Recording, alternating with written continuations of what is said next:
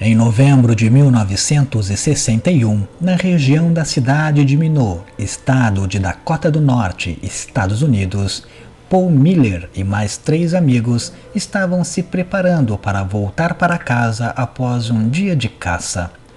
Um objeto que eles descreveram como parecendo um silo brilhante pousou em um campo próximo. Em um primeiro momento, eles acreditaram se tratar de um avião e não deram muita atenção ao fato. Porém, algum tempo depois, o objeto desapareceu.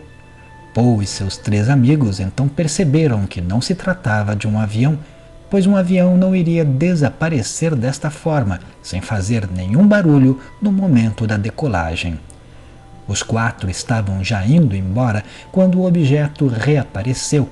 Porém, desta vez, 2 seres humanoides saíram da nave e começaram a ir em direção ao grupo. Paul, assustado, atirou em direção aos seres e aparentemente feriu um deles, enquanto o outro fugiu. Os 4 então entraram no carro e foram embora, e durante sua viagem perceberam que haviam perdido 3 horas de suas vidas. Simplesmente, eles não lembravam o que havia acontecido naquele período perdido. No dia seguinte, Paul resolveu ir até o escritório da Força Aérea relatar o caso, e pouco tempo depois recebeu em casa a visita de 3 homens vestindo ternos pretos. Os homens fizeram inúmeras perguntas a Paul e pareciam saber bastante coisa sobre ele. Inclusive, em certos momentos, ele teve a sensação de que os homens já sabiam a resposta para as perguntas que faziam. Os homens também investigaram as roupas que Paul estava vestindo naquele dia e adotaram uma postura ameaçadora, algo que fez com que Paul guardasse esse segredo por vários anos.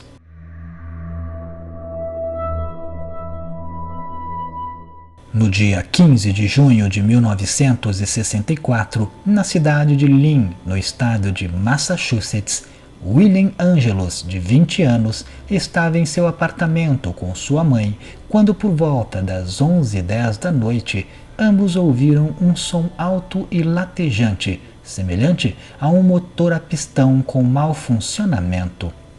Ângelo, atraído pelo estranho barulho, correu para a rua, já que morava no andar térreo, e viu entre os 3 prédios do condomínio à frente dele uma luz vermelha sobrevoando o estacionamento.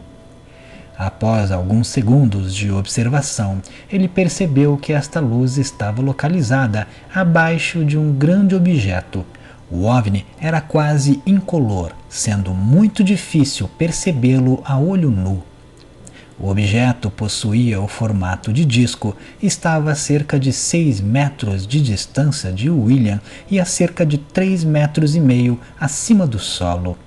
Na parte de baixo, ele era levemente curvado e na parte de cima era abobadado. De repente, o objeto começou lentamente a ganhar altitude até que ganhou velocidade e disparou em um ângulo de 45 graus, desaparecendo no céu. William estima que o objeto levou cerca de 1 minuto para sair de vista. Walter Webb investigou o caso e descobriu que outros vizinhos também ouviram o som alto e que pelo menos mais um deles havia visto a luz vermelha, mas não conseguiu observar tão atentamente quanto William e não notou a nave, que era quase transparente. Houve também vários vizinhos no condomínio que notaram que suas televisões sofreram interferência exatamente no momento do incidente.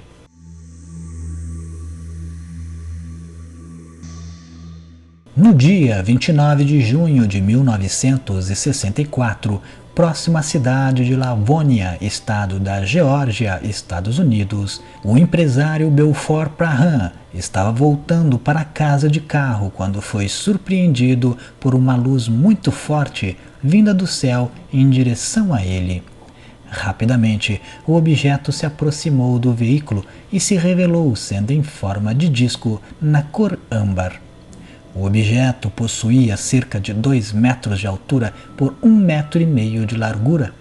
Na parte superior havia ainda uma protuberância em forma de mastro e na parte inferior pequenas vigias nas quais eram emitidas pequenas chamas.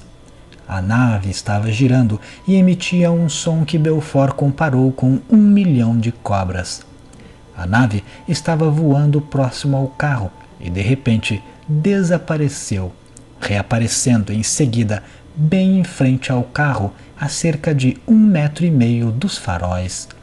Após alguns segundos nesta posição, o OVNI sobrevoou o carro, deixando um forte odor de fluido de embalsamamento, segundo Belfort, além de um vapor gasoso. O objeto passou por cima do veículo e novamente desapareceu de vista, surgindo novamente em frente ao carro alguns minutos depois. Porém, desta vez, o motor do carro começou a falhar, até que o veículo parou completamente. Neste momento, a nave começou a girar muito mais rápido que antes e decolou, desaparecendo no céu em fração de segundo. Belfort, assim que o objeto se foi, conseguiu religar o carro e seguiu viagem. Durante seu trajeto, ele começou a sentir uma sensação de queimação nos braços, o que o motivou a ir até a base aérea e relatar seu incidente aos oficiais. Apesar de não existir nenhum relatório oficial sobre o caso, Belfort disse que foi detectado traços de radioatividade no carro e seus braços continuaram a apresentar a sensação de queimação por vários dias após o incidente. Em seu veículo, ele também encontrou uma substância oleosa que precisou de muitas lavagens para sair. No capô do carro havia também uma pequena deformação, além de tinta borbulhada, como se tivesse sido exposto a uma quantidade enorme de calor. As mangueiras e o radiador também sofreram danos e se deterioraram pouco tempo depois do incidente. Estes 3 casos são extremamente intrigantes, cada um pelo seu motivo. O primeiro, aparentemente a testemunha conseguiu atingir um alienígena com um tiro, e em seguida ele e seu grupo perceberam que perderam 3 horas de suas vidas. Apesar de, segundo o relato, não ter havido uma sessão de hipnose nas testemunhas, é bem provável que eles tenham sido abduzidos. E mesmo com a hostilidade demonstrada, aparentemente saíram ilesos da experiência.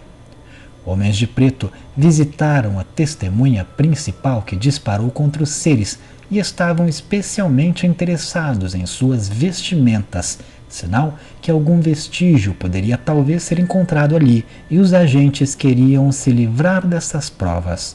No segundo caso, temos uma situação também atípica. Um objeto simplesmente resolveu pairar sobre o estacionamento de um condomínio de apartamentos com vários prédios. Mas o que mais chama a atenção é que o objeto, segundo a testemunha principal, não era facilmente visto a olho nu, o que evidencia uma espécie de camuflagem que aparentemente não era 100% eficaz, ainda mais se levarmos em consideração que havia uma luz vermelha piscando. Apesar disso, somente a testemunha principal conseguiu ver a nave, já que seus vizinhos somente ouviram o barulho, porém não foram até a janela verificar do que se tratava, com exceção de mais um único vizinho, que viu a luz vermelha, mas não viu a nave em si. A interferência na televisão também é algo frequentemente observado em casos ufológicos, já que as naves tendem a interferir em rádios e equipamentos elétricos e eletrônicos de uma maneira em geral. Neste terceiro e último caso do vídeo, o OVNI perseguiu a testemunha rondando o carro bem próximo dele, sem se preocupar em ser percebido ou não. Por fim, a nave acabou conseguindo fazer o carro parar e desistiu da perseguição. Não há como sabermos se a testemunha foi abduzida, pois não foi relatado perda de tempo ou algo desse tipo, mas as consequências da proximidade da nave foram evidentes. O veículo sofreu com danos causados provavelmente por altas temperaturas e os braços da testemunha também ficaram queimados. Além dos indícios de radioatividade, algo que é em diversos casos relatado, o que indica, provavelmente, naves extraterrestres de alguma espécie que usa algum tipo de mecanismo radioativo. O cheiro que a testemunha comparou a fluido de embalsamamento também é bem específico e pode talvez indicar alguns dos componentes usados como combustível pela nave. Mas e você, o que acha? Não deixe de comentar. Se gostou, clique em gostei. Não esqueça de se inscrever no canal, vire membro se puder clicando em seja membro e me siga lá no Instagram.